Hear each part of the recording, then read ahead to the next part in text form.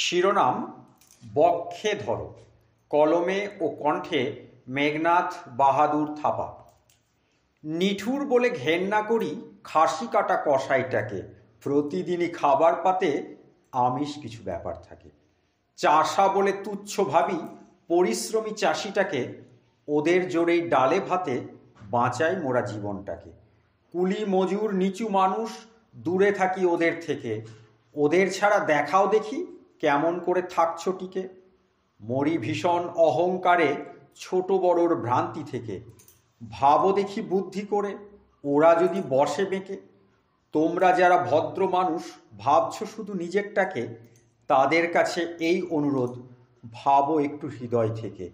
আদর করে বক্ষে ধরো কৃষক জেলে মজুরটাকে, দেখবে তবেই নতুন করে ধন্য মোদের এ দেশটাকে।